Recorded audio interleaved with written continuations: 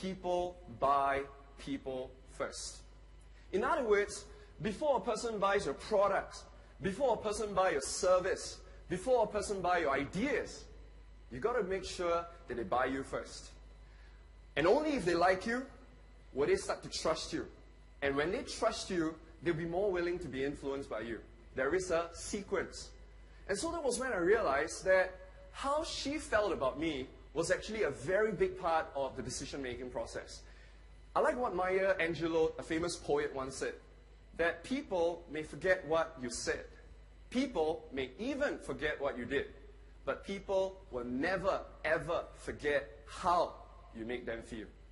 And that was when I realized that I need to do something to salvage this meeting. Now, as you can imagine, it was a gone case, right? You know, the meeting went downhill, but I was excited, and I actually begged for another 15-minute meeting with Empress Dowager. I said, you know what, give me some time, let me get back to you. But this time around, I decided to change my strategy.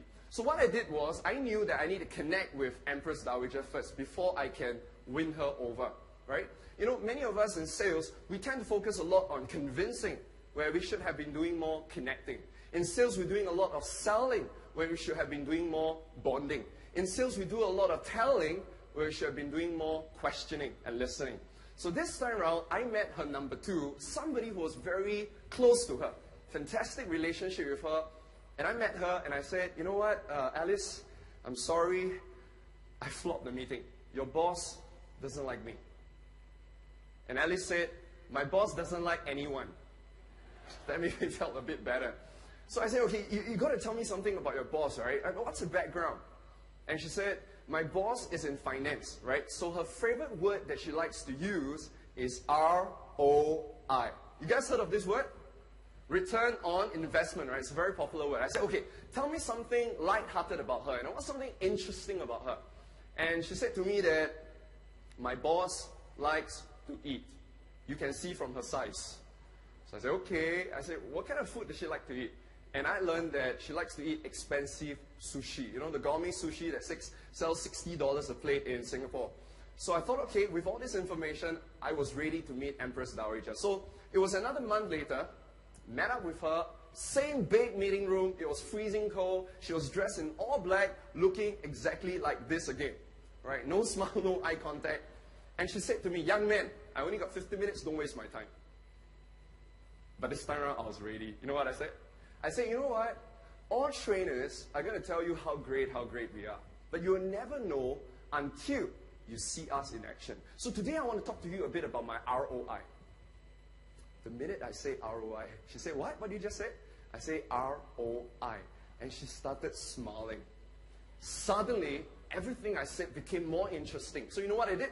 I started using ROI in every single sentence. The ROI of this speaker is different from the ROI of that speaker, the ROI of this speaker, you know, and she got so excited, you know, she was laughing at everything I said. And for some, I think her husband's name is called ROI. and you know, something strange happened. Everything I said later on in that meeting was no different from what I said in my first meeting. But this time around, her frozen heart have melted. The spark have been ignited. What was that spark? She helped me realize that before you can influence a person, you got to first win the person over. You know, so we got really into a very interesting conversation. She started asking me about my price. She said, you know what, Eric, you're too expensive. You know, everybody is going to tell you you're very expensive, especially in Asia, right? Because we love discounts. So I decided to give her an analogy, right? You know, because she likes to eat expensive sushi right now. So I told her to imagine me as a sushi. Wrong, 不干, 不可以. You cannot imagine people as, you cannot get your clients to imagine you as sushi because they're going to eat you up. Right? So I told her to imagine me as a sushi chef. Right? Because in Singapore at least, we're willing to pay top dollars to fly this sushi chef down from Japan to slice your fish in just 3 seconds. But people are willing to pay. So I told her this. I say, you know, ma'am, you're willing to pay for this Japanese sushi chef to slice your fish because they took 30 years to master how to slice a fish in 3 seconds. I said, likewise, what you're paying me for is not a 45-minute keynote speech. What you're paying me for is 3 years of work I've done for you, interviewing all the top sales professionals in your industry that you have no access to,